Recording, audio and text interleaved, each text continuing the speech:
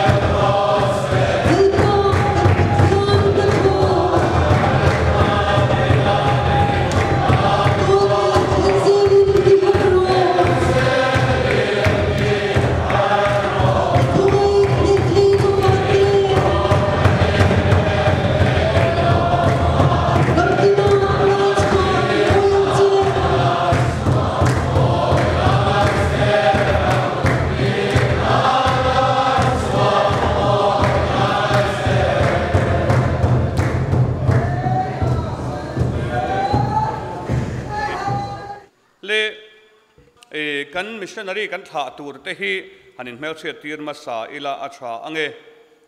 unanu rampung jeli khong in loading sela atha ange ama ro oma local te kanom chuan chung le khatte kanom chuan anom huna min lo din sak box se atha ange lola chu mai lo sela unanu rampung jeli ni som pakhat December sangat ko somko puruka khan apianga apa hi upalal siam lian darlong ani anu hi dar kai sangi ani tuna hian dar choi huna an kho samek ani ama hi mizo trong athiama hindi athiama english athiama bengali athiam boka darlong trong athiam bok ani tichuan tuna hian Pentecost Mission School principal A junior grade ni turalak ani principal na atho ma hian guest lecturer in Pani Sagar government degree college alo thok mekani anha lecturer na kalsanin missions department nuaya Pentecost Mission School principal ni turin aroin pe hi aro pui tak zet ani tuna hian dar choi biala hian BLP with the secretary ani meka tin 12 chunga hian 12 chung PYD secretary ani mek boka journal ma master degree nein English master degree neya B.Ed azobok ani unaw pali ani au paber.2 ani esuan sa ni le som pathum kuma khan I somhin baptisma te changin tharau thianglim baptisma te an chang chawa a journal ma te chule ma wangin in khom lamte adu angin hunam hang tam theilowa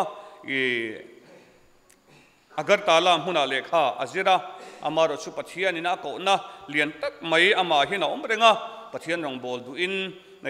angai tu na ta hi mang fo thina hetianga missionary nipa bok principal nipa bok tura advertisement an mu hian deal lovin om thei ina in selova an han deal ta a thei top chua turin anha te khove lamna sa tak mani se chung te kal san chuan missionary principal na thok turin ain pe ni ti khakanan soidu ani kalome tualu pasila ren zola khong ai minan din sakvele sela acha ange nupui neya to ina anupui handing ve se anu le pa le chung le khatte u le naute oma pianga ma choi om tu handing ve se tha ange a choi om tu te lam kha lo thut mai ni se ama le anu hi chula ding tlang thri se acha ange tualu pasila ren zola sangat ko som ko le panga khan apianga apa hi silal fakzuala ani anu hi h latlan moi ani unaw mi pa pathum ani chona ma hi no pangber ani journal ma pol som pani azawa etiaya apostolic theological institute hian english le mizo alo zo to ani tundin huna hian ainon ko khna aloi meka ainon puitling Sunday school hian Sunday school secretary nilai mek ni ani PHE na athok meka kumrei lo te hian anghet mai to tura beise ani amai ro chu anopan lai tang to in rongbol nuamati anu le paten rongbol turin an lo hlan to ti chuan khove lama ti sa e barzon konga ten han tlan ve amaro chu chung ku nat nate hal sat nate lo theng fo maya chumi wan chun lalpa ne na ta damna an han dila lalpa min te dam ani chuan damna min pe ni chuan dam chunga rong bol turin ka in pe ang ati ti chuan missionary grade C junior advertisement an chu khan an han dila ti chuan committee chuan grade C junior ni turin an la Bihar muna tuna hian missionary ni turin kaldon ani rongbol nuam ti me mai ani nupui ani to anupui po hi lab technician ni an na te an dor te kim mai kal sanin khovel lamthil kal sanin lalpa rongbol tura anin pe hi aro pui kan ti tak zet ani lekan lo me ti ko Robert K Singson khong en oding ve sela Joseph K Singson Robert K Singson kan ti kha ani hi missionary ni mek ani ama hi Joseph K Singson hi sang ni kuma khan apianga ama choi om tu kanom chung khong en handing sela tha ange ama choi om local thei kanom chuan a troi om tu te kha alo ome an thu sela sang ni kuma khan apianga an soyang khan apa hi reverend lian kholal singson ani a unau pathum ani a ke chon mi pa pahnih le mai chia pakhat ni na ma hi ano pangber ani a zirnalama pol som pahnih azir zawa pol som pahnih zir nuwa hian zirna chun zom lovin ati ya kal chavin lalpa rong bol turin ma hi thek topin insert sangin lalpa rong bol turin in train ngat ngata te suan ati zo nuwa ti ko license te la in field chunga tele field pona te po a thei angin rong bol na na te anan thoka voluntary missionary ni turin in buat sai lai me ka ni a grade C junior interview tour omani ti ten si adil na te anan siama suan committee chuan board chuan grade C junior turin tun haina la a iten agar fila kimin ko khan en kol turin ani hi omdon ani le lo thu sela thange alom ome tiang khan zanina kan mi tha turte chanchin toy ani a chanchin ngai nom tak tak mai an neya a chip chiar taka kan soi chuan angani kan hunte atlema nakina aziak lama chiar turte point kan lo sop chuak tura te po ngai ila atha ange le tuna chuan bible chiarna men nei sak turin unanu rebeki ramthiang hlimi lali so men lo so mang un cha min pe min shoi khom tu lal pa fakinam ro se amen pathian thuthiang hlim mi lo ngai tha ang sam number somni pariatna chanpui dilna ti ani sam number somni pariatna olal pa ka kau don che hi kalungpui kalaka ibeng chungong su angche chuti lo zung nangin mingoi san chuan khwar khuruma chukti ang main kalau omda ange ka au chi a ka kute hi biang na mun thiang hlim lama ka phar chuan khongai ka dil na o te hi ngai tha angche miswak swal te zinga le thil ti swal tu te zinga chuan mi hnuk bo tel su angche chung hau te chuan an veng te hne na rem na thu an soi thina nima sela an thin lunga te chuan swal na a om reng si a an thil ti angze le an thil ti te aswal zia angze lin rula an kuta an tho angze lin rula an swal man hu ti rangche lalpa na tho te le akuta athil ti chu an ngai saklo awangin ani chuan an ni ho chu siam chalovin ati chia ang khongai ka dil na o te hi angai tha ka wangin lalpa chu fakinam ro se lalpa chu ka chakna le ka pho ani a ka thinlung hian ama chu aringa ti chuan puin ka oma chu wangin ka thinlung hi na satakin na hlima ka hlain ama ka fakang lalpa chu an chakna ani a asyak thi atan chuan chandam na kulbing ani imi te chu chandam la i ro chan chu mal so mangche anni ho chu chomla kumkhwa in pomangche athu kan chiatel panmal min som sakro se amen le tuna chuan kan ter chu turte kan tha turte pualin kan general secretary reverend tiral ding le na kan somanga ani in chu le cha ati angin kan missionary te an pualin hun mang turin in som halte ang an missionary tha tur te pualin thei top in tong trai na ka lo ne ange lo tong trai ang u hallelujah hallelujah hallelujah amen amen amen amen amen kan lom lal berra chu choi moi ro amen amen hallelujah amen amen hallelujah lalpa ente hei zanina kan unaute silarin suala Joseph K. Singson rampung zeli darlong te lalpa itu pek zomi lalpa isu chanchin tha te phila boral tur te chan soka iram zau na thok turin lalpa zana helai muna ko ranau ten thana program kan mangme kani lalpa kaini kan ti thai tok chon ta na tong trai sakba ki ti thai kan vanei lo te lule lali su an kalna mantura lalpa nang man tho puila hei lalpa una pasilarin su ala bihar filama pastor thangboya kai zavengin lalpa liam thadon lalpa o tong te su khlek nam zerang engma helai ne lalpa in ang reng omlo sulai muna chun lalpa isu iro puina turata na nangman manrua mangla o lalpa isu ani mingthiang lima wanga fe chwana pia nga nangman kai hruayang che ikhongai mal som nang ma kan lo kun sake ti chuan lalpa o zanina hian ani Joseph ke singson ani polalpa kimin lama Arunachal lama telalpa post don lalpa Arunachal filten nasata kalalpa isu manson thaina nang man kharawin thopui lakan dua ikhongai malsom na kanron ngen sakbokani chuan lalpa heiram pungzel ipo lalpa mechua dura muna o kan Pentecost mission school lalpa principal na thok don lalpa administrative lama lalpa lu berdin muna lua dona lalpa athiama thei afin na tok zolo kharawin lalpa na man thopuila kan Pentecost school in lalpa isu mel thara lo muwa o anzir tirna kal thang lalpa kharaw bo tam takten icha tuan nun nan lo char chuaten na lalpa nang man an zovai mai yan manglakan vadu te lule Hallelujah lalpa zan henti thai kan vanai tlem te lulem all hallelujah lalpa irat sin apiang chi ramani zelang tiang khan heng kan missionary te lalpa ison thlen chin le lalpa kan dai chin apiang boral tur te chan choi lo om sela kan vadu te lulem lalpa nangin ro puina le choi moi na changang che lalpa i manruwa heng kan unau te nang maron mang thar le la oi ram lo zau sela an mani kal tang lalpa thiu ti theina ro pui tak chu ao lalpa mi ten lo mu sela kan vadu te lulem hallelujah lalpa i mal som na kan ron nge nani e amen hallelujah o hallelujah lalpa o zan henang ma ngani lam kan lo hoye o lalpa nang i fe chua pui lo chuan nang inan mai hruai sak lo chuan eng ma lo mai an ni don ani chuwang chon lalpa o nang manan ma hruai sak la o lalpa isu mangang lungai beidong le lalpa isu oi ma mo di la lalpa lo kuna piang in lalpa khongai takin nang man ral thlir ngai lo la an mamuang selin lalpa an nena nang om thin la kan padu em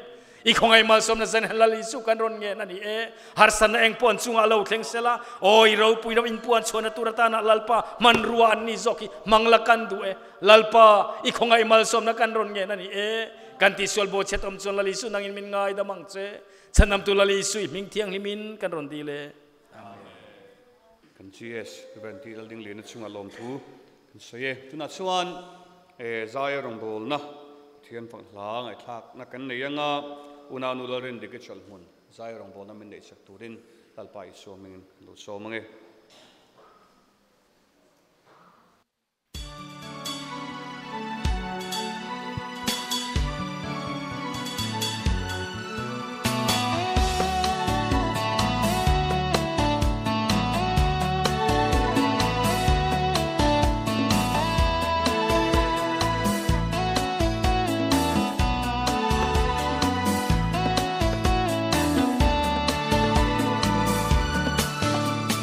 lalpa iram jul na de chuan đi din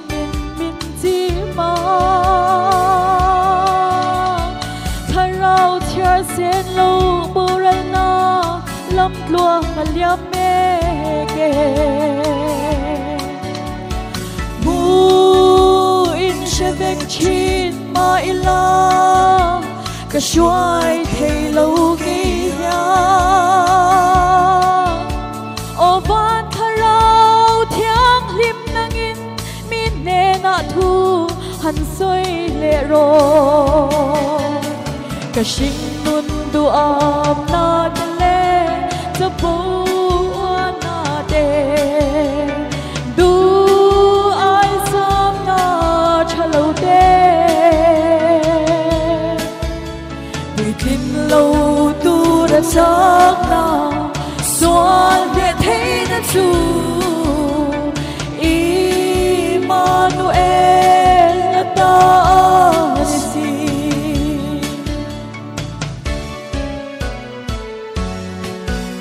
ka thi chin lung ngai chau takin chung lam van sang takhi boral fa de min nga na ram chum jin na pya ram ki o chuta kal tu ra min ko na to the road li khun chuan lung ngai cha va ka tu pui chin swa na te hi ka shel vang ka sing nun tu am na te le cha pu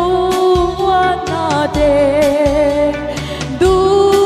ai sa lâu tê tùy tin lâu tu đã chắc na xóa lệ thế na su Emmanuel là ta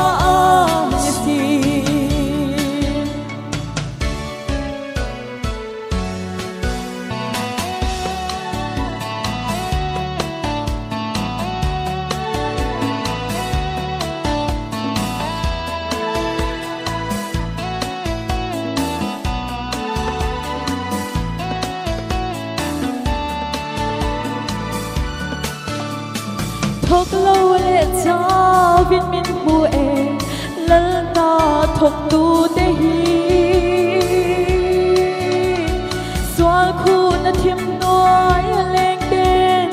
ni tin min min a về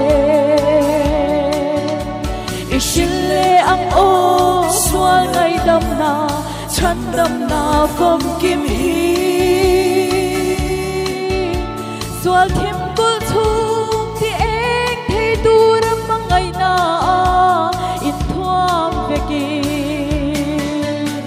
cái sinh tuân du áp na đê za bùa na đê du ai sam na chalo đê bùi tin lâu tu đã chắc na xóa lệ thế na su Emmanuel là ta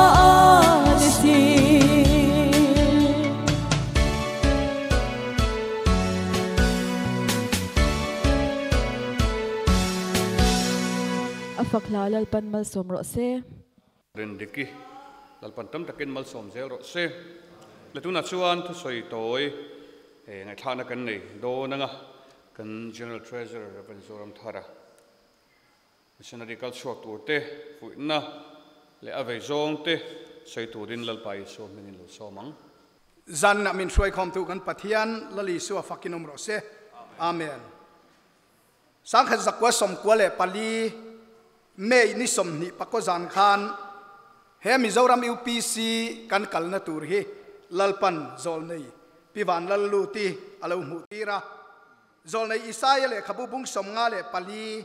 chang ni a chuan ipuan in mun chu zau ro iom na puan in te chu kai phar ro se ren su isui te chu ti seila i kai mar khen na te chu ti het ro dinglam le veilam idar zau so don sia ti chuan ni chi tha te chuan nam tin an ro chu nanga khopui tiau nuwa te mi an om tir le ang lau su imol pho don si lo zak kheu hek su mol pho ni om don si lo hallelujah lalpa fakinom ro se amen Mizoram UPC te kan kalkong hilal pan fel takin min ruata kan due mo du lo ve mo lalpa ruat na kan kalani hallelujah hallelujah lali suwa ro pui ber ro se amen sangkha zakwa som kwale panga din tharle na kan lu khan missionary panni tir chuak turin kan intia reverend pilal rino mazani na kan superintendent thu soi turi akra an chuk thania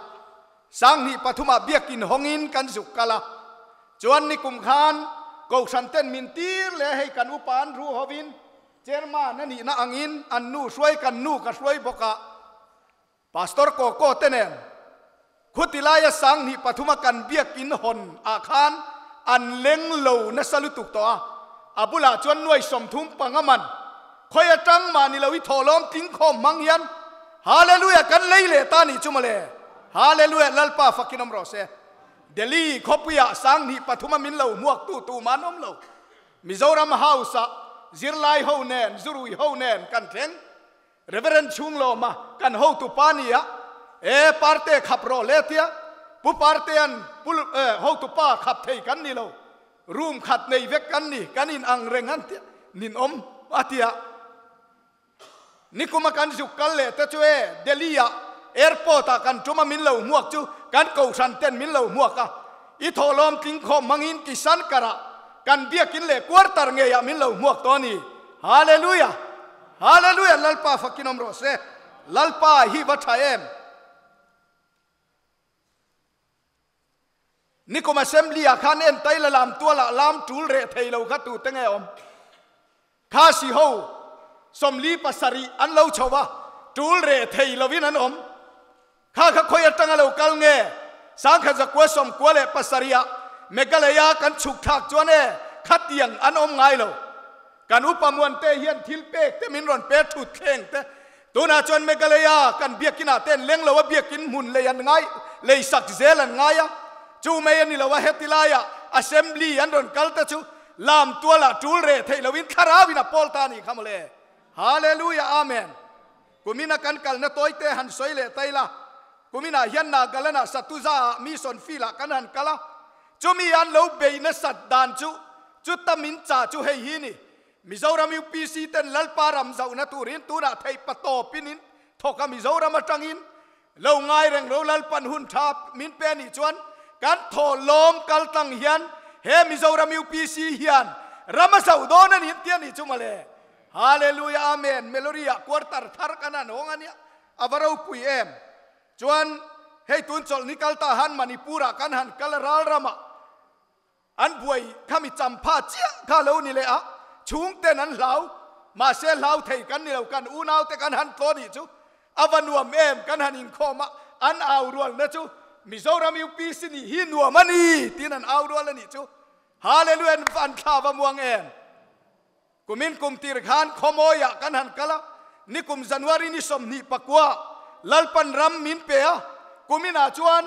อัน rising day มังอะจะสมนี่จวงอันเล่านี่ต่อฮาเลลูยาฮาเลลูยาลัลปาฮิบัตเอ็มตัวได้ยันมิโซรามิวปีซีกันกัลกงอายันกันเทยนันนิลวินลัลปาอมนาตูรินอมเมกาอมตัวอมนันอิเซลตูรินกันมาลางนาตูจุจันจินชับวนนี่กุมินามิสนารีปังอากันฐานาเลวนิเลตาลัลปาจูฟักกินอมโรเซ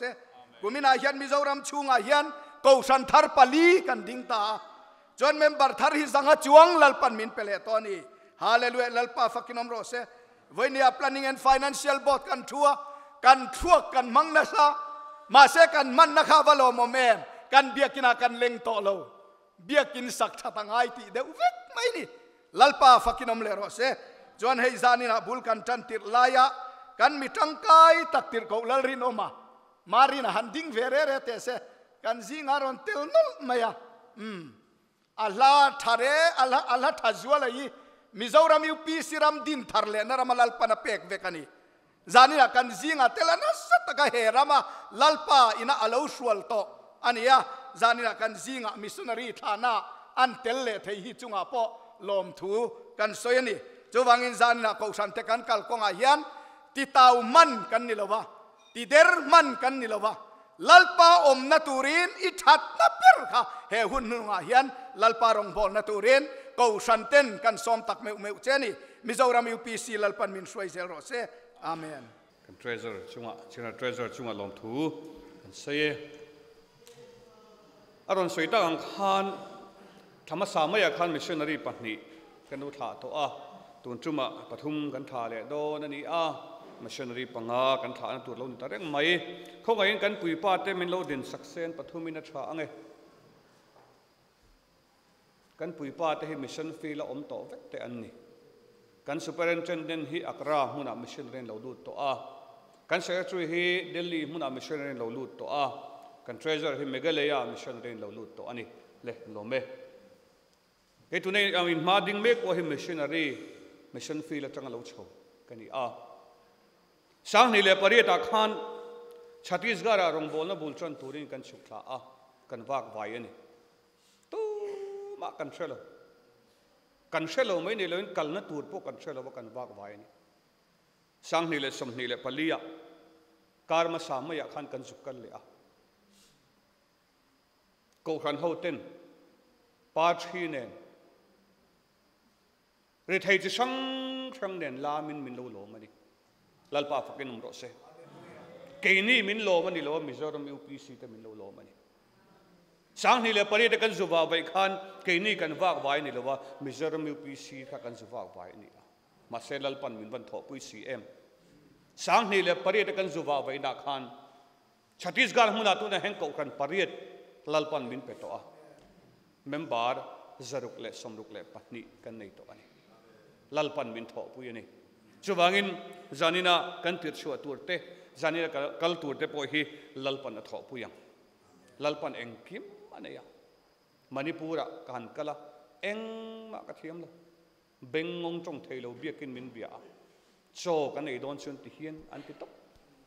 mut don chun ti hian an ti trong thailo kan ni lo ba bengong kan ni chuang lo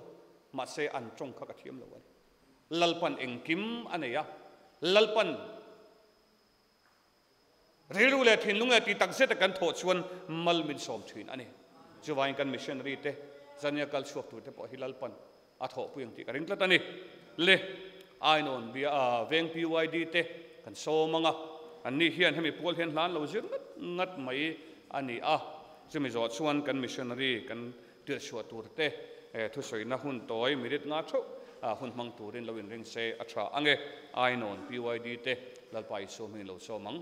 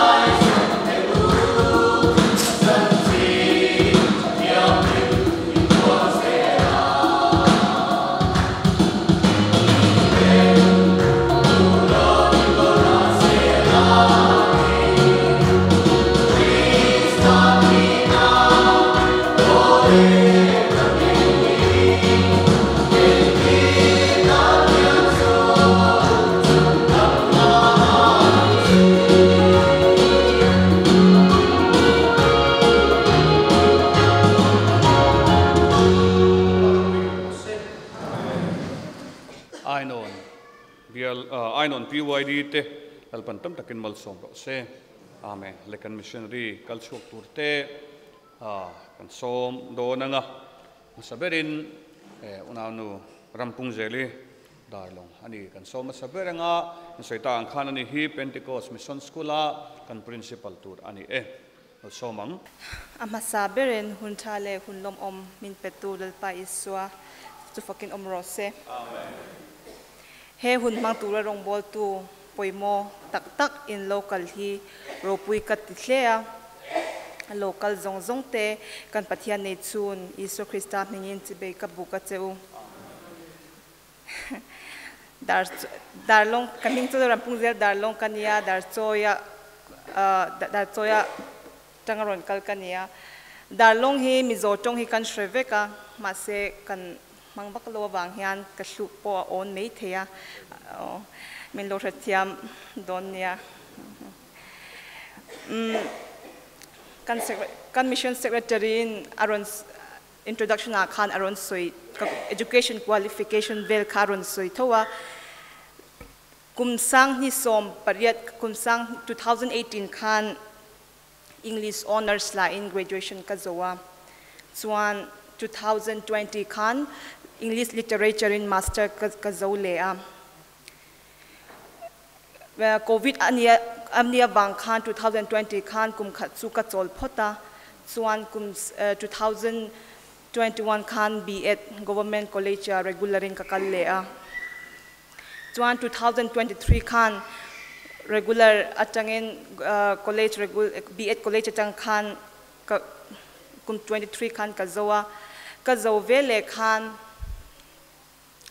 Lathum vel ina ka om nuwa interview degree college ate hian advertisement hian chuathina chuta ka kalvea interview te college degree ate ka kal interview peturin ka kala ka inrin lo lai takin min lo hlan na degree college guest lecturer turin kan omna lama chuan guest lecturer po mu har ma candidates kan tam tolu tuka B.Ed ka zirlai point candidates sangkhat le zanga chuang kania si kha za chaw oma chu pathian hian min pe lo hi ka ti theilo ani ka zirna lama hian pathian min tang pui lo hi ka ti theilo ani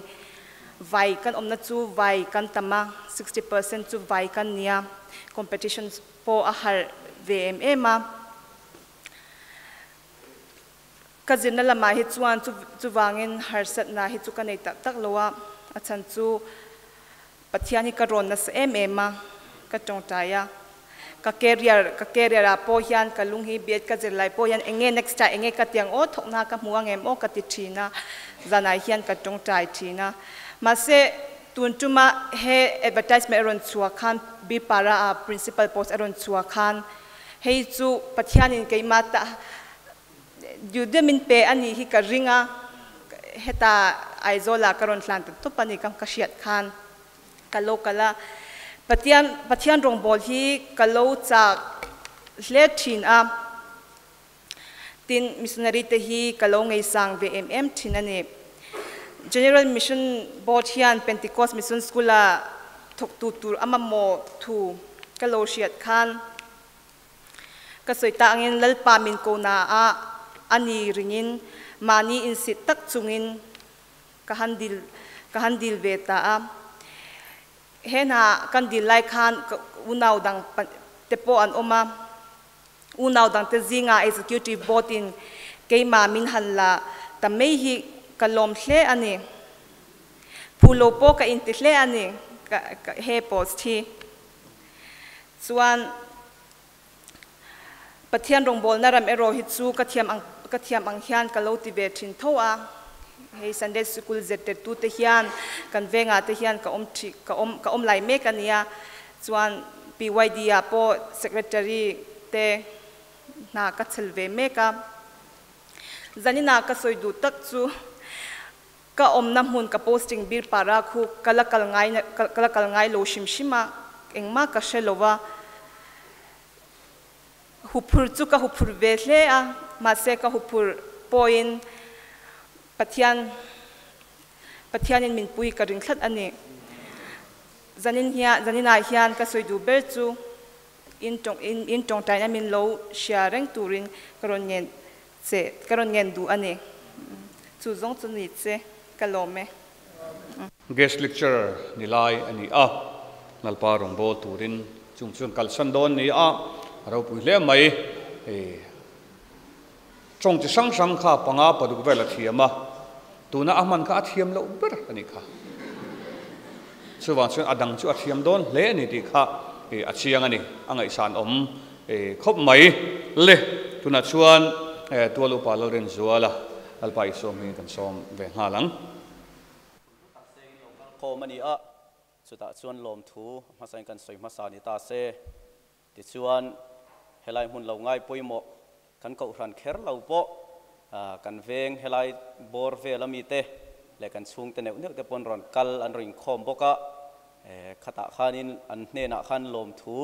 kan soi bok du ni ta sela tina dot lia chuan rong bol tura karel rusu khek min thak sak tu abik takin kan tual chung kauran committee member le pastor te chunga lom thu soi du boka tin ka ngai poimo em helai venga hian Sunday school department hi beginner satang ka kal chau ka tualupa kani thleng ani chu chuta chuanin chuta poimo em chu Sunday school no pang kani laya min zir tir tu te kha abik takin tuna hian lom thu ka hril chau ni ta sela zanina po in ron kalang chuta chuanin hne na khan lom thu ka soi tak me wani ti kha kan soi le du ni sela chan chu rong bol du na thin lung hi pathian atang chau lo chuan nei thei ani lowa amara chuti rual chuan min zir tir tu te min kai hruai tu te tanga nei thei pathian kal thanga nei thei ani boka chuta chuan heng din mun min hruai thleng tu chu pathianin nangma ni man ruam mang cheu ni ti ka hriatin ainon veng kaniangin ainon veng tual chung committee member ko ran hruai tu tele min zir tir thin tu te song chunga khan ma sain lom thu ka soi du a tin kanu le pa te po abik takin ka u le naw ka u pani kanu le pa an chunga lom thu ka soi du boka no pang ber kania chung kwa ti sathila chuan chung ko en kol tu tur ber kha kan ni a amar chuti chung chuan he pathian ina min kau ve nia ka hriat na te pathian in arong ka bol min phal sak ve nia ka hriat na te hi engma soi boi lovin an ni chuan rem min ti sak thlapa chuta chuan hne na lom thu ka soi du boka tin chu lo lia chuan hai china sayang khan nikum November tha khan nupui kan naya ni po ti sai bar zon na thul china kan chinar mission secretary sayang khan kei po kan i thau mai ti sai bar zon na kan thul ma chuti chung chuan dil ve tai la kei chu ka bang thei mai anga nang ni bang thei angem i chol san thei angem ka ti ani pon thei lo tur thu om lo kha ti chu wangin rong bol pui tan lalpan nupui thatak min pe a chunga lom thu ka sei du boka tin chu mai pia lama kapuzon khen khanin an chunga phal takin rong bol pui tan min pele zel khalom thu kan sei du ni ta se a tha ome ti chuan nia pathian ka unate hi ti sa takle pa mishing o anga handon thai tum han tumara la chuanin pathian o te hria thar deuh mai ni a amara chuchina kan general mission secretary Sayang Khan mishing kani chung chuan har satna le mang an na te kan tok thina chung kwa ani mo kan leina hmaya te ni mo chuta chuan engeu ma har satna lo thlen hian pathian he na ka tong trai thina rong bol hi chu nuam ka tia tin kalau enge ni chak ve thin te po khan ni thau mai amara chuti rual chuan ti sai bar zon na tul sia wangin full time tak takin hun pum mai kha ka mang thei lo thina ma se chung ko har satna lo thlen hian pathian he na chi chamin chumi khami chumin ti saklalal pa ti chuan i rong kadam chung in ka bol to ang ti hian ka in tiam thina ni amara chu voi ni khat han me ya hi chuan pathian kauna han chan mai te le kan the cham te ti hlot ling tur han kal mai te har thina china ka soyang deuh khan pathian rong hi bol du viau mai la lalpana min phal saksi lo chuan lalpana rem min siam saksi lo chuan rem min ruat saksi lo chuan thil har sa ni fau thina ni chu wangin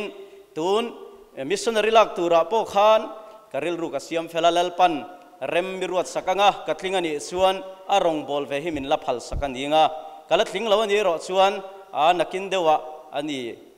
teponi ma na ti in ril ru ka siam phela katlinga ni chuan lalpan min phal sakanga ka kal nge yang kalsan tur tam tak chu omma se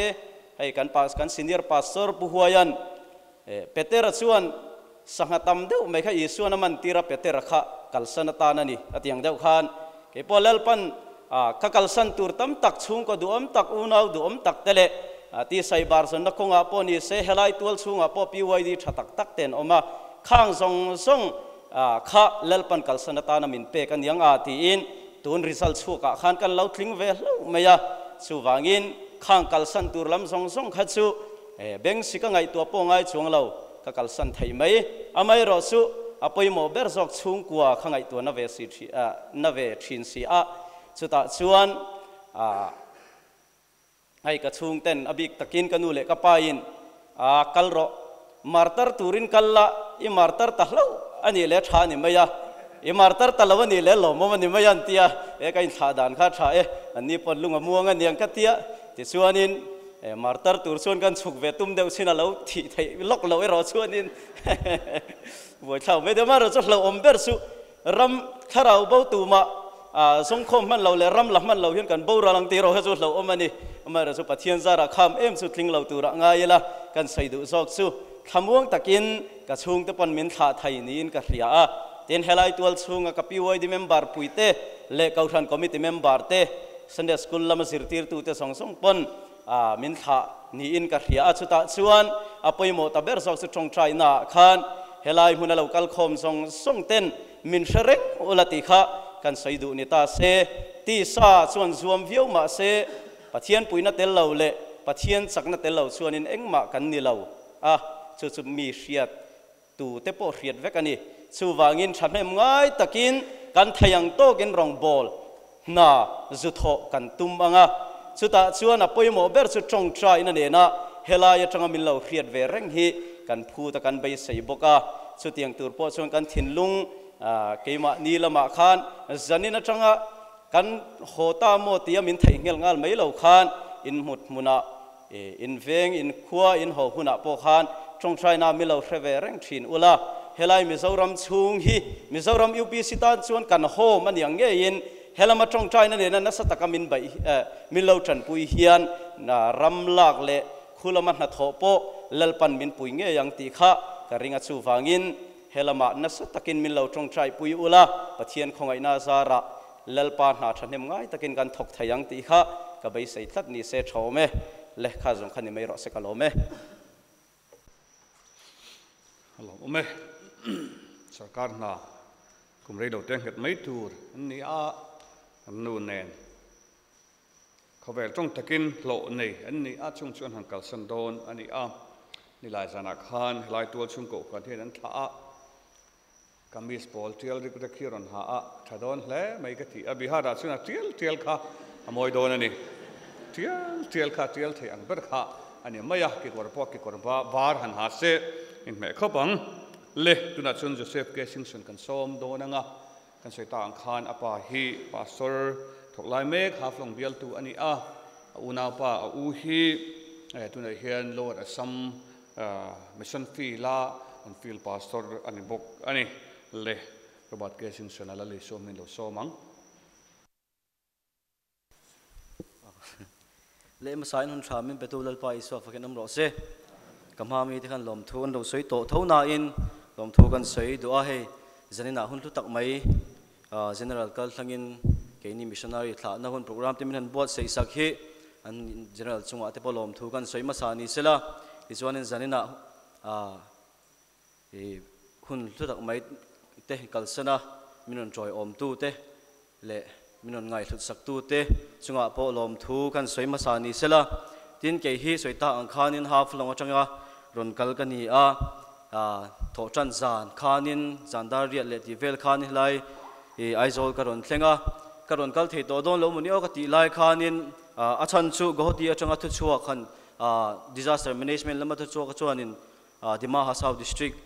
chung te hi ni khat ninga atanga ni som panga hi ro asuna sadona chumi wang te chuanin medical lamani lo pon le emergency thil lawa chon khoya emo ma chhuwa to tur ani ti thu te an chhuwa ni ma sela pathian khongai na zara helai mun dam takin kanan thlenga chung te boron shwai cha ka om hlein ka ria a hasan chu hun lu takani wang hianin ni ma sela tun lai chu kan bor som khop maya kapi po nimin mani loka ahanin ti pal ahan thlu pala ti mai teng ro sur awang khan an nala wangin ahan thlu tichuanin karon kalni khanin hospital ate kanan admit da chutiang te chuni aru te aso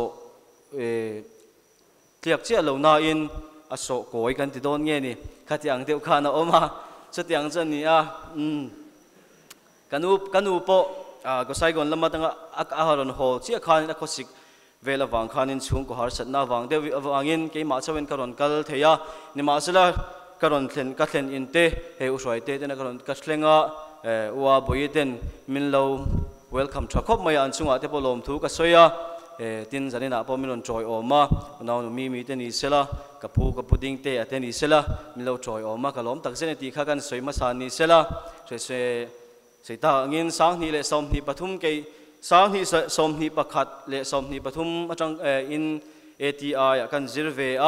ATI ka lu ta sang ni som ni pakhat atangin izon ATI kom chung khanin thei top choin pathian hen a chong trai na te kat neya kan no pan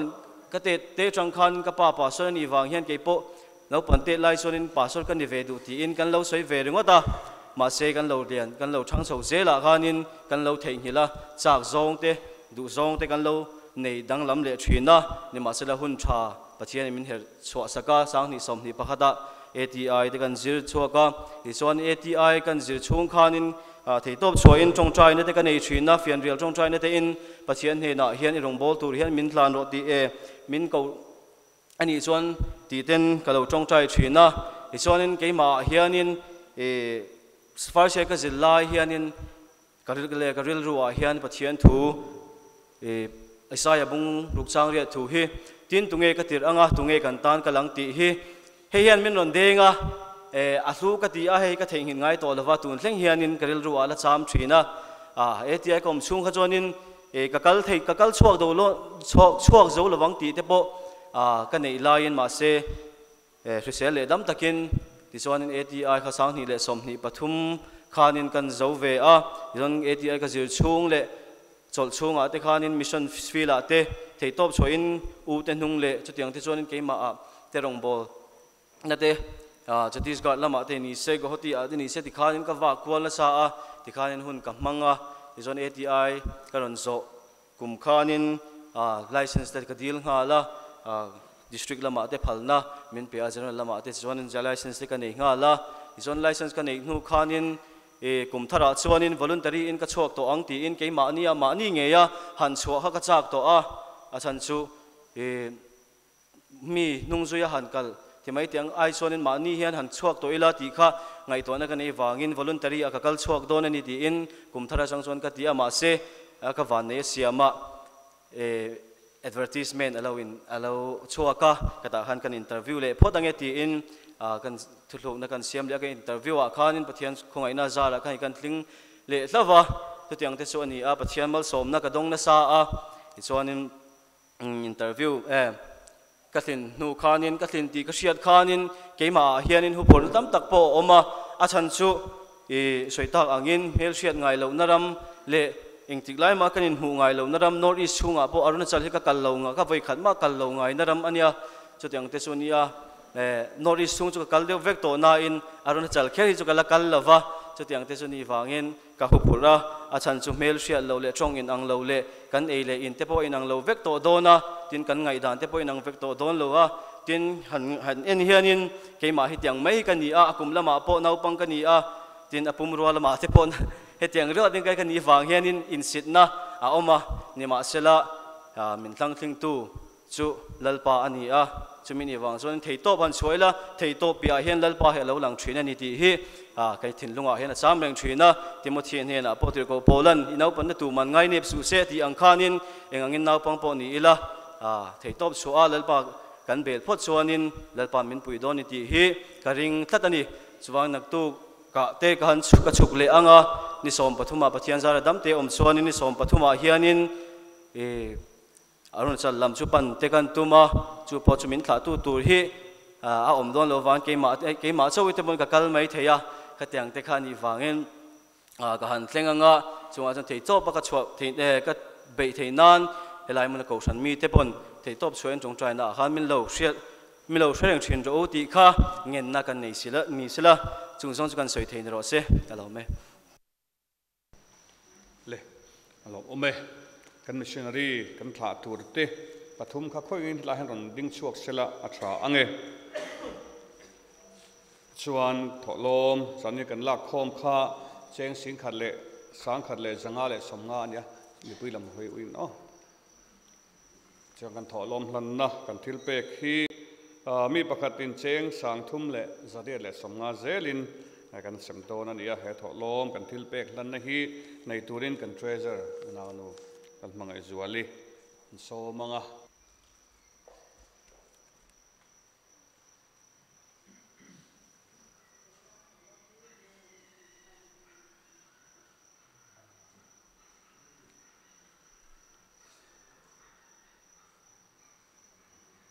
treasurer khalo la ding sela sira khan kan chairman som ve nga lange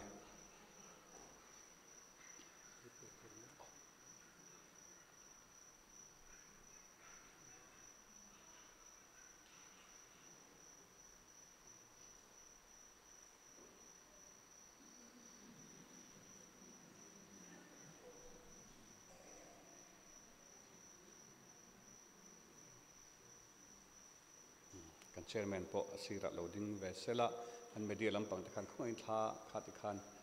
nin lo lak se ula tha ange le kan lo me tuna chuan kan zawai ni loading te ang kanong bol tu kan som do nanga zaya rong bol na nei tur te po kan la oma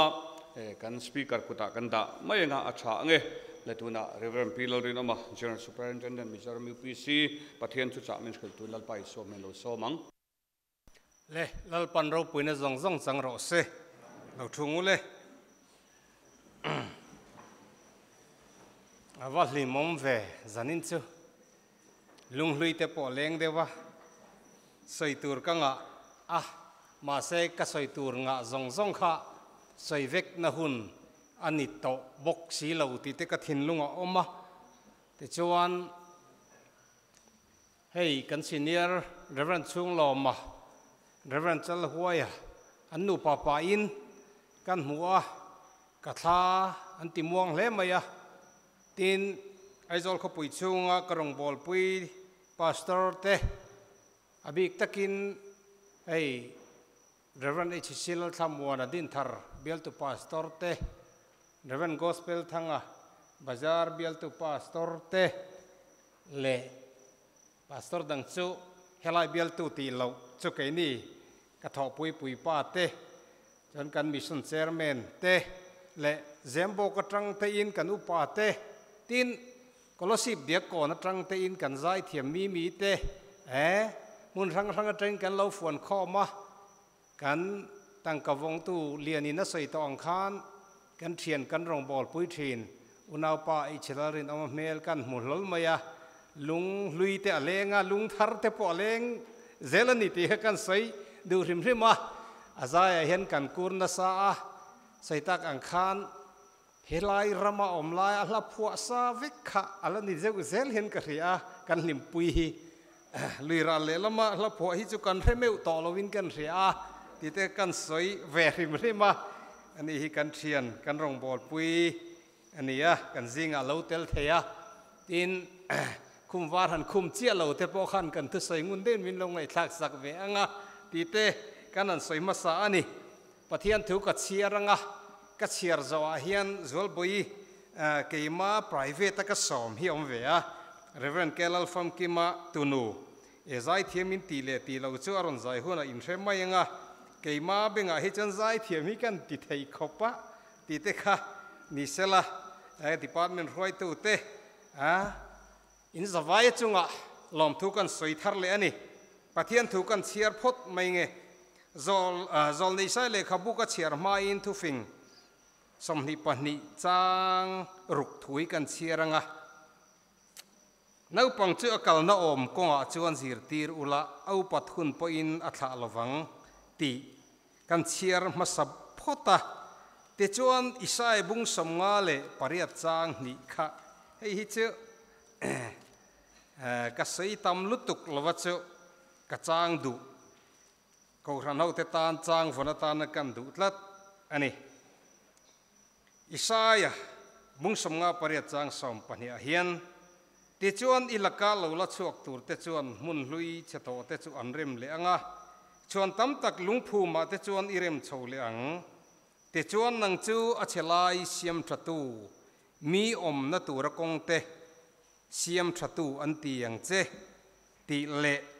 zol nei Jeremia bung khat chang sari thu kha han chiar kadua zol nei Jeremia bung khat chang sari lalpa ero chuan ka hena heti hian atia kanau pang ti su ka tirna chi che piang hena ikalanga thu ka pek che piang isoi tur ani ti le matha bung som ni paria chang som ni akhan tin ngai te u kei kum khoin khovel top thleng poinin hena kom je lang ti lal I sio thu tiam kan mu bokani athu kan chiar te kan zatan lalpan malmi som sakro se amen le jol boi khazai turin kan som ji ngalange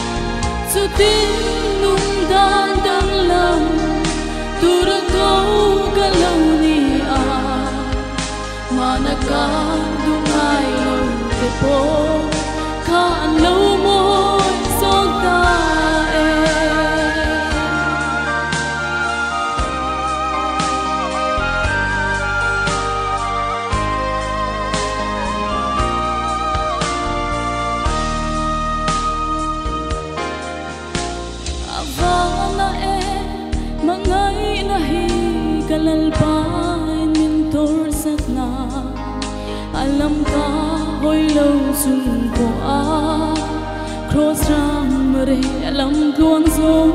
kal tangi thì nó sẽ ôn có chung thuốc bè ra cả tang nu min mu xóa nun na thu thung min xiang sa ca ô mà ngày na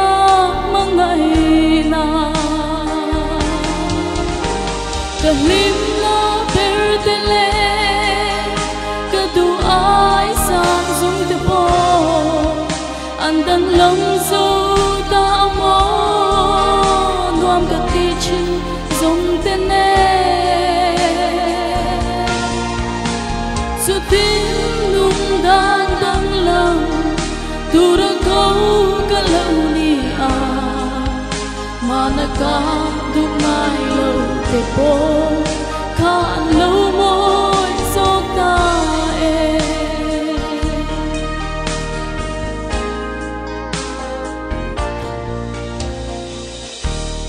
bài xóa rau bơi bể rồi sẽข้าหมอเทียมกติค่ะอาเทียมทอดนี่เฮ้ยอินฟัลเบลตูปัสสาวะพิชิลเลียนสร้างอ่ะหันดิ้งเตะเสียริมริมันนะหลังอเมอันนี้ฮีอินฟัลลำรำบวยฝังอินเฮลมากันเกาสากันตีร์เจ้ากันเกาสาขัดตีเร่งขันเอามาเตียงข้าตุนไล่จุอดินมุนนี่ตีข้าเกาทันมีปุยเต้นอินเราเครียดเรากันเหล่าได้ว่ากันสวยเวริมมันนี่ตีข้าอันนี้แต่ชวนกระทุ้ใส่ตัวระหันลุงฮัลไม่ฮีกันดูก็สวยมาสักตัวจุทุกสิ่งบุ้งสมนีปนิจังรุกอาขันน้าปังจุอากาศน้าอมกงอาจวนจีร์ตีร์อุละเอาปัทุนปอยนัทละลวังทีนี้เตียนกันสวยได้เตียงอุณานูรามิตันจีร์ตีร์ตู principal อินิโดนะเขาเวลาโรมันคาทอลิกเขารองบอลนะอันสิกุลรองบอลนะอย่างนี้เซนต์พอลส์บราเธอร์ฮูดดินตุป้าค่ะ Father James Alberian อันนี้เสียจากว่าสมสริเลปขัดขานนี่จะบูรได้ต่อสังกัดเรียสมเรียปลี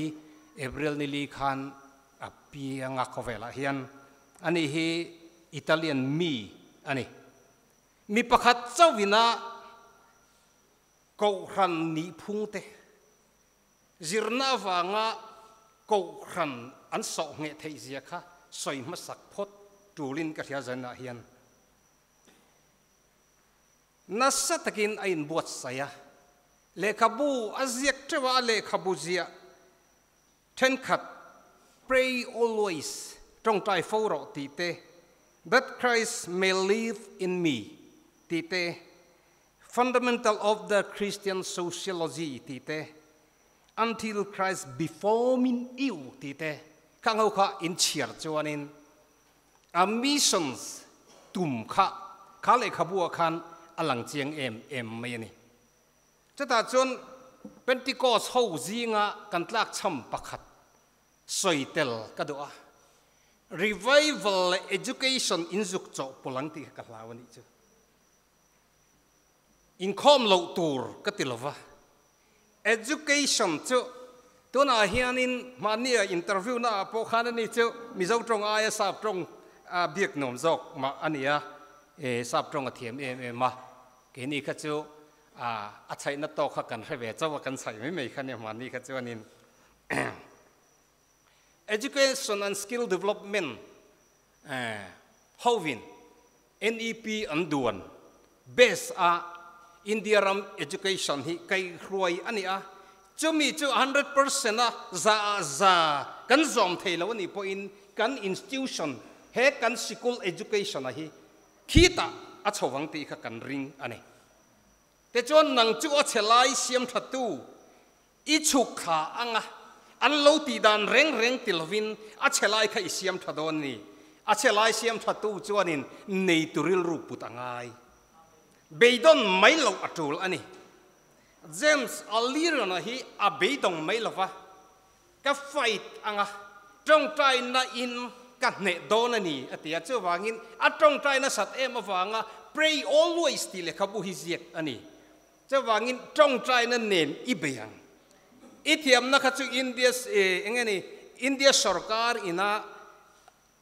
อัปปมอันนี้ตัว qualified teacher อินี่อะ principal ตันอี qualify อะจะวางจน appointment อิมุตัวจุงละมิน appointment อภิบกเสียเฮกูรันลลปาถ้าเราเรียกที่เฮียนิน appointment กันไปบกเสียอีเรียลรัวตัวจู quantity อิน quality education เฮเป็นที่ก็สกูรันเฮียนกันเกินพุทธกันกัลปุยจวนเฮกูรันฮีอังยังเหตุโดนนี่ที่จันนี่ละเฮียนกันสวยอันนี้ขลายข้าปุยหมอฮีกัดติลุตุกะจะวางจวนนินจูมีติตัวจวนทอริมนะอะไรนี่มาละตินเฮาจวนนินลับบรอมเนียวินซิตอันเตียจู่ทอริมนะจวนเอ็งกิมอัตุดอลตีนะข้านี่ไม่อะทอริมนะเตลลว่าหลอตินตุมีเอ็งกงอะมาไม่ฮอลจวร์ปอทอริมจวนอะหลอติงอะเพย์ขกเสียมปอทอริมจวนอะหลอติงอะมาจีร์ตีร์ตูข้าอะทอริมอะมานังมาตันนี่เราเฮกูครันตันลัลรัมตันนี่ที่ข้าอิงไงตัวเข็นอะจุดปะเทียนรองบอลนั่งอะอิงไงตัวพดจวนเฮลายกระเชียนมาสักทุกฟิงสมนิปนิจังรุกอาคันน้าปังเฮาอันเทียมทิลข้าอิงไงตัวชัวอังไงโดนตาอันนี้ทีนมีปุยลำจันสอยเตลเงยกันดูเจ้ากันฟันอุยกันฟับไปมิชชันนารีเราตีร์เลี้ยงเวทอูลัลปันนักวันนี้ที่คุไลบีร์ปาราสิกุลละ qualified teacher นี่เราโนเลียมค่ะเขาตัวเนี้ยนะเห็นสวยๆเราตัวนี้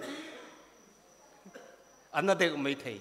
มาเสกกูรันิน quality กันเมนเทนหุ่นตัวนี้ที่ค่ะกันสวยจุอันนี้ไม่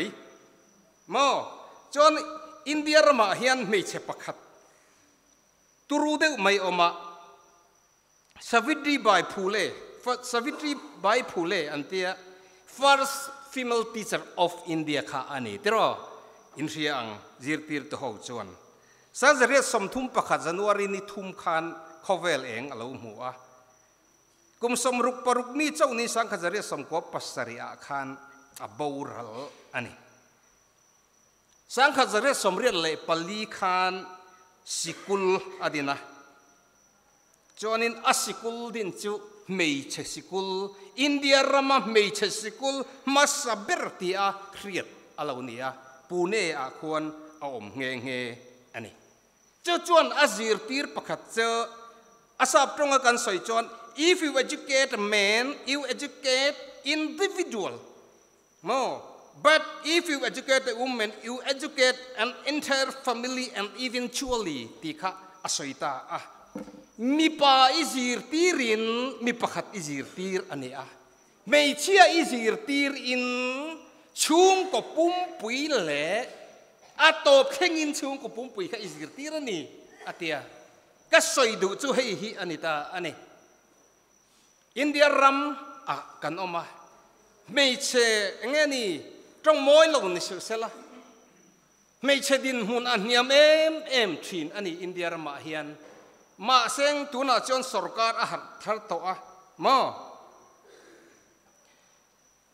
สรการอาหารทัดตัวตัวน่าจนเขาเวลรัมตินมุนติน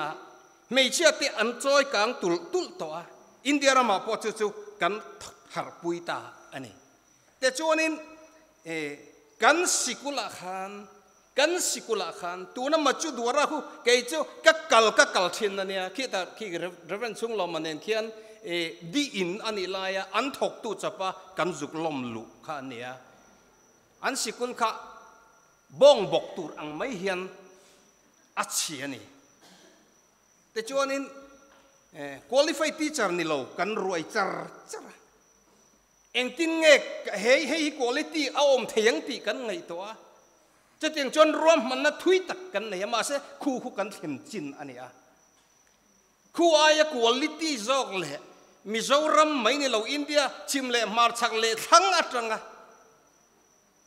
คู่ไลสิกุละ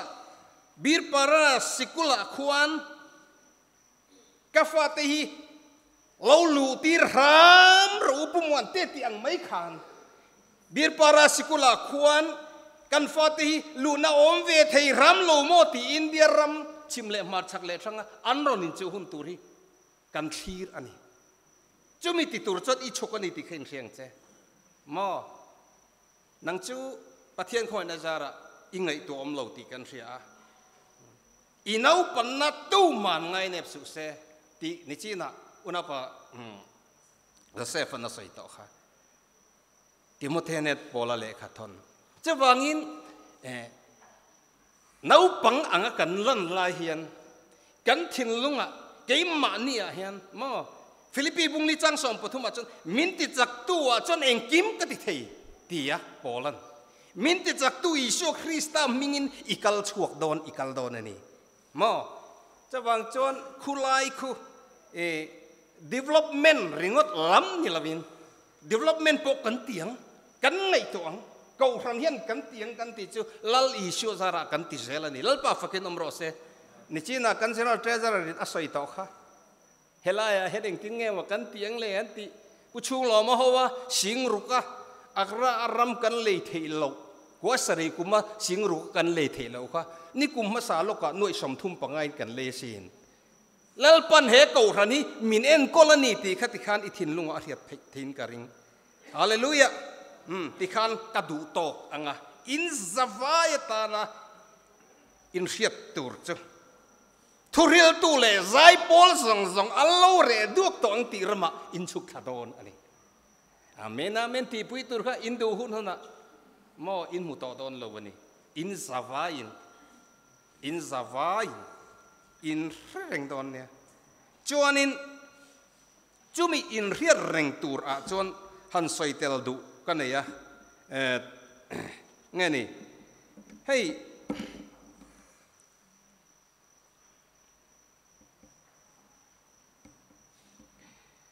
administration in tui halutuk su ka ti ni chu ko ran in real bol na mi in chu khat chawanga kan mission manual baila hi in tik in keu ringe ho tu te na in ron ti ring chon in chung chang thu kha in har san na kha ngai tu har lal pa ne na khen tu rani mo har san na in nei te in zavain social media post mai su in status update mai su in beidon na ka status update le rang su in beidon na chu ni chi na ka sai to kha trong trai phu tu rani chu tiang ang in ti ngai lo chon phur taka ro pui taka liam kha beidong takin in veng na in khua in hong engma in ni lawang mo thorin na ni chin kan soi to kha thorin na ne na rong bol turin ka fui chawani apoi mo lutuk ane te chuanin in har sat na in thlen tam na turbar chu pathian ne na adot tu a chon kan huai tu te ne na mo midang har sat na lo to lam kha va ser pui chiam lo turani ani lo chon har sat na a lo pung tual la phung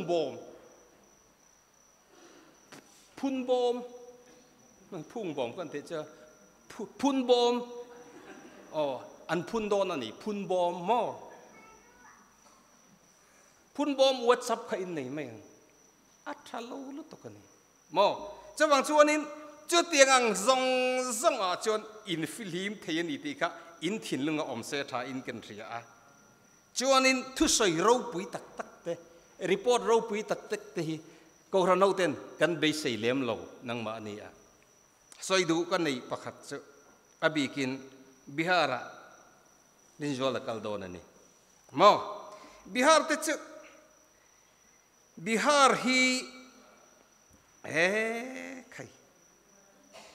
mars ni som ni pani sang khat zakwa som le pani khan special province independence ani ma khan British in an pek ania India independence rule chia state ningal alien lutuka tuna chuan India ram state population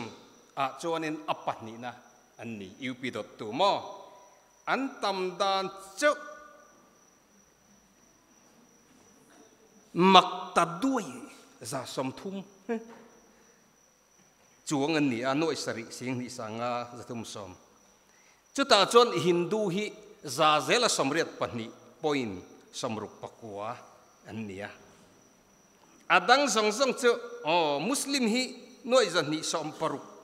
sing sari chuang an la oma Christian hi noi khat singa sangkwa le za nga somli pani latest anu nung bera ani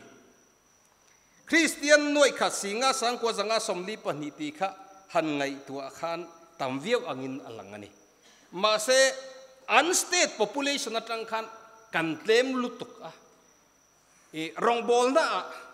mitam tak tul wa anjuk martarna shil cheu kaduni Bihar a chuan zandar sari nulama Christian missionary tan chualo turani rat sat baje ka baad bahar mo jao तुम्हारा लिए बहुत खतरा है अंति ठीक नहीं चुमले मो दार सरी नुलमा पोना चोक चो इनुन्ना अतान अहलाव अंति नि बिहार है चुमी का सोई जिया चो Christian missionary rim tan kan अहलाव लम निलविन kan mel adang lama pot maina kulaya khuan atira chuan gurkhali montiang chenga ai da juan ron tiang chenga changin ai kan cha ten ron tiang chenga ilo du big box si lawanga ma te chuanin sumle pai mangin ram kan be ngai lawa mizo missionary holu na chin zel a hian spoon feeding kan ti ang chi a sawa chu annoin apuina no chama ti hian abutang tian lo a ti hanin ava bar ta thin ang khan nam dang trong moi lo ni su se western lamatang missionary ho hianin sumle pai mang hian nas takin ram an lo be thina chuan he missions mizoram UPC missions a po hian thon op na tam tak min pe ani churon ot ve su kan ti ni chu ron ot ve reng su kan ti ani ke ni chuan thu tak mangin rong kan bolang pathian thu tak le thara watang rong bol turin ka ngen chewani chu atlo ber alu ber boka sum in pe ka nang ni aya petam thei zok an lo lan chuan sum bokin an ron leyang ma se thu tak in hil chuan kha chu in bar mia ta chuan hoya ma an pension mai lawang cheu Bihara kan ria setan nasakin min beirenga keni aya poisa petam thei deu akha tianan ti hu mai ni ai India mar chaka po animek mizoram anga te po hian animek ani chutiang anga ramlak chu tum ve reng so ti kha kan soi ani te chuan Bhojpuri an mangna sa maya Bihara khuan Bhojpuri trong hi ahar lutuk lovania hey adivasi ngani trong mo lon selaya me kan dum ka ho trong te po hi juk thia mangai ve tho chala te kanaya ma ni chawai kal khan chala te kanaya ek rupia antita wa ta kanaya ante cheng khat an soina ga teng chi neu akha he turin kam be si don ani una parin jo la lo ho le hun na chon pu fakat he chanin mi zo trong ron pai ho ve langa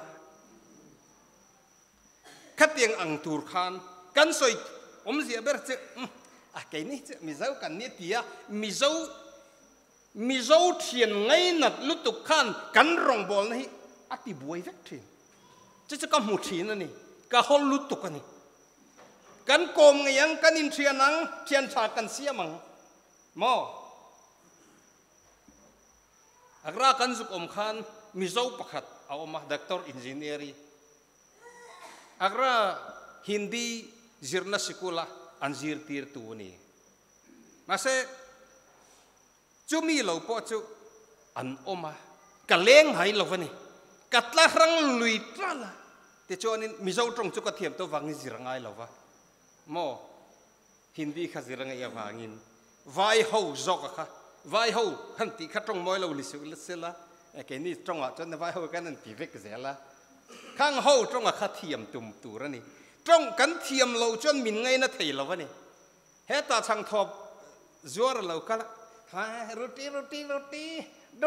ka pu roti aron tia tu man kan ngai sa ka bak la chang thop ka lai du em chang thop in le du em ti na ni ti kha kan juk man thiam ma ai roti ron ti tang ai kha chon kha chang thop pa le du em ron ti tu kha chu kan va po de u thin ni hi mo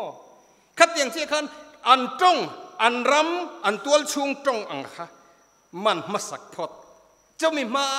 te chung juk soi chiam kha har deu mai ni ti kha kan saya te chuanin mission field gawat helai mi te ho ponin riat ter gawat ti fila kan thian mi pakhat rong bolin juk kal purin om ka juk kal ve te ngati Daniel hapta lo juk sarman vel mission fila am luka bi hapta bahut hen ti mai ke ni pon hapta kan ngalaman ti Daniel hapta ti vel kha an man phalawani mo khovel chandam tu Yeshua Krista ming phili kan ti tu ra ni hallelujah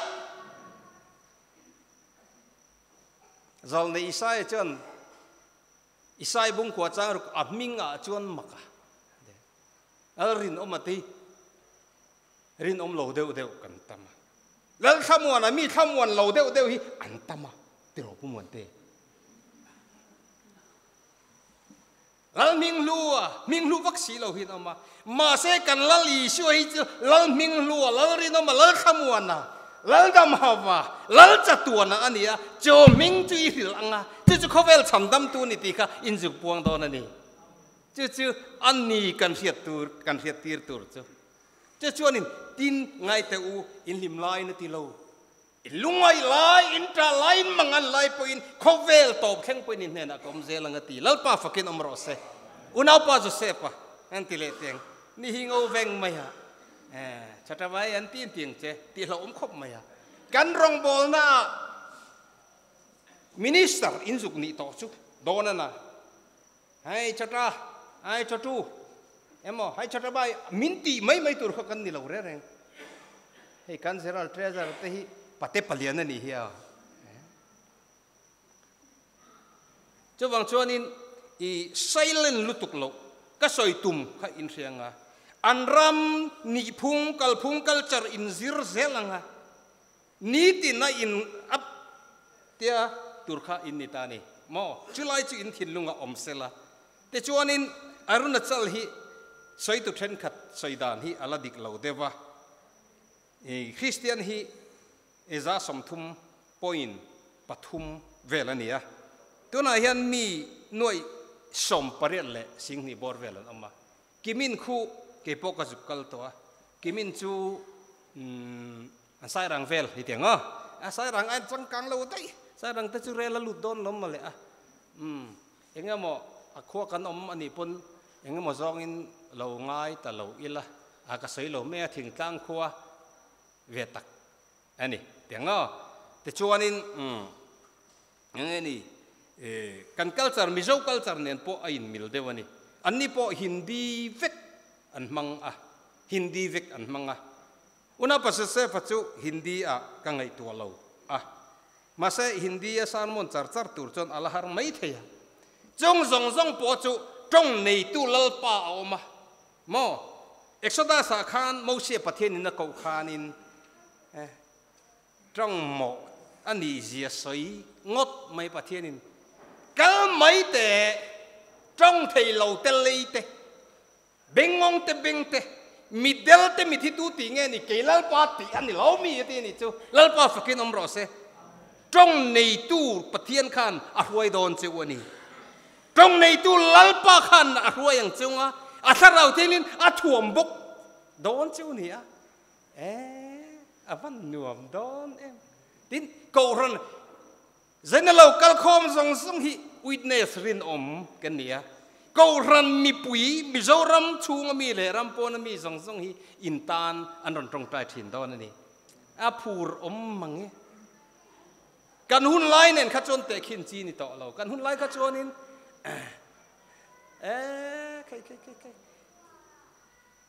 heater local made kanan di mana sang ni man kha kum ni pum lum athang ani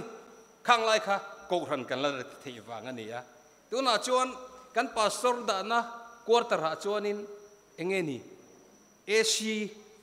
kan mang de vek to deli khopui chunga AC nen kan room vut mai ani a tin arunachal ho khu mani kut ke din tummi ani a kimina kan biak in po mani loka poisaron tho tu chu Christian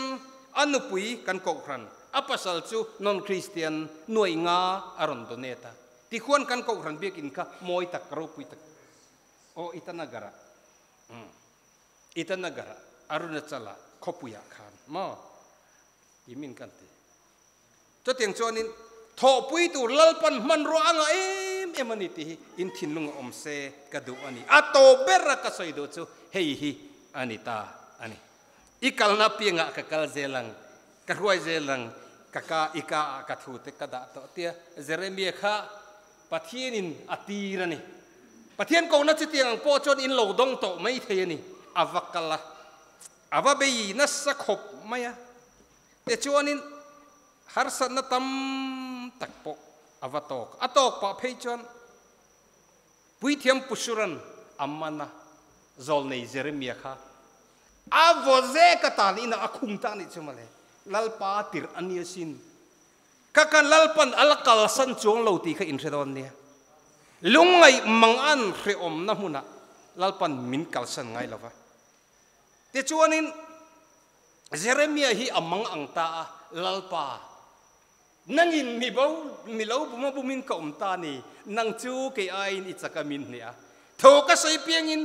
in pok nen na le in pok nek na le in ram na tin ka au choka imingin lalpa thu soi to lo mai ka do tiang thukin imingin thu ka soi to lo wang ti mai la karu chunga mai kang in khung ta ang mai hian ka pai hle zo lo wa ka chel ngang lo ani ni ati ni lalpa fakinom ro se ru chunga mai kang in khung ta in ko chunga khan miling muam theu ula thi lo se zanan in muthu lo wang in zuang zorang mo lalpa na tho ro pui tak kha Jeremia akhan a theng ringa zana in thin lungput ang kha har san nam huna po theng ring sela lalpan aum pui ang chunga mo London khopui thian dun panin an fanga ka soi thin zana hian ka thu top nan kan soi du lai omani chu Shan Bernard Clivexa athi nuwa mithiang limni na ming an pek akha athian pa nen London khopui an fanga Christian veve an nia athian pa in London khopui ro pui ji amua anen thina kong tin reng maya ro pui ji amua Shan Bernard Clivexa chonin kharo pui na phena Issue kha avamuni heng zong zong hi Issue wang ani ti kha ria chawang chonin thian pa London khopui ro pui na khai mui matia London khopui ka mu le nem ati amu tak tak amu lawanil ta chonin hla phua tani Issue I thu ka ngai tuin kalolom thin ti hi aron phua tani lalpa fakin amro se Issue kalom na bernila achang top na khan leya levana po kan nu puite kan pa te kan nu te kan bial nu kan bial pa te kan lom na ber anni pal khan inteni lo theng thina tra ni lo theng thina lusun mangan ni lo theng thina kha kan lom na ber te kha an lo choi huna kan choi ve mai ti lo ma kanin nga na lung phum chu Issue ani wangin Issue kalom na ber ni la leya levana po kan chuan ber chelo ni fola chatuan hun theng po in tiang hian kan thi ni top kheng kan nun top kheng po a kan chuan ber Issue in chuan ber Issue alo ni fo chuan in rong bol na chel takin rong in bol anga ko ran hoten nang ma ni kal tang hian mal som na tam tak kan dong ngayang ti kha karing chat ani athu ka soite kan zatan lalpan malmin som sakro se kan trong trai nge Hallelujah lalpa I khongai na ro pui tak kan dong in hen alom thu kan sei Hallelujah zanina missionary pathum kan unau te pathum hun rang rang kal turin then khat chu West Bengal lalpa a then khat chu Arunachal then khat chu Bihar an thian te fin tur te ani to hlomma an mal tlat don lo ani lalpa khongai takin chumi pia chon nangin ila roi don bok a kan valom te lulem I khongai na an chunga tharin lo thleng ro se khongai takin lalpa an chunga hian thazar la nangin lalpa harsat mang an lo thlen huna apo lalpa nang man kai khoi la hum him la khongai takin riak thi zui bokang che go ran ho te po an tan kan ti thei to trong trai na mo thil pe ka rong bol na emo an tan na fui na trong kam emo lalpa kan ti thei pieng ti thei turin chu tiang ang rel ro pu thei tur chan kan za hin min bo sai bokang che kanat kan bo che ta tam min ngai dam la ming zong zong chung nung berlal pa isu ne nai khoi mal som na karon di le kan hun cher ku takala ne kan general superintendent lalpan tam takin mal som zel ro se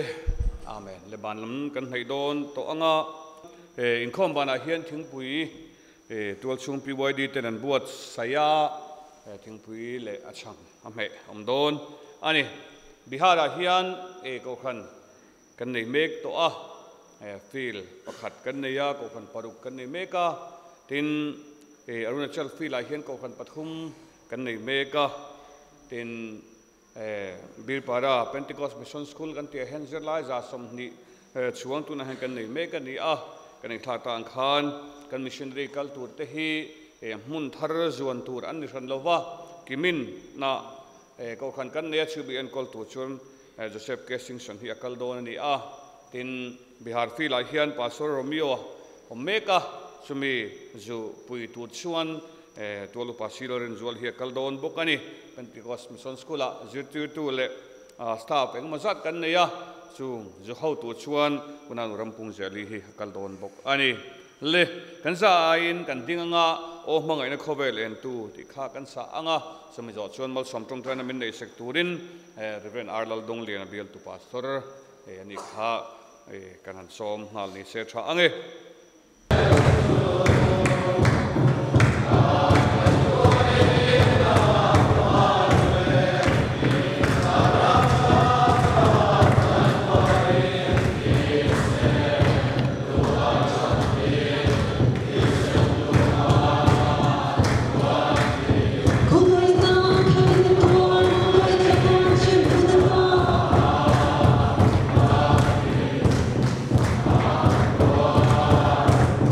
Hey!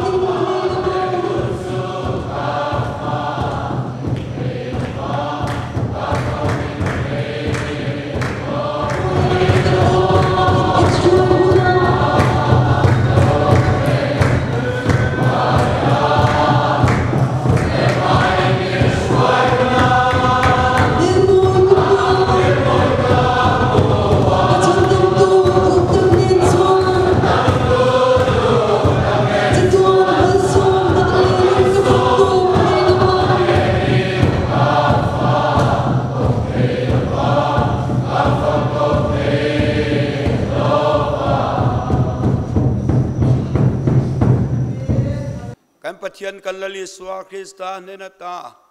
a khongai ne le thu tak ami mangai ne le thlera thiam pol du tak mai chu zaina ti lai hun mang me ten ena hian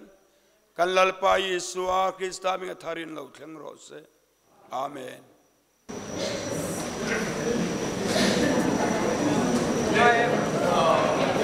My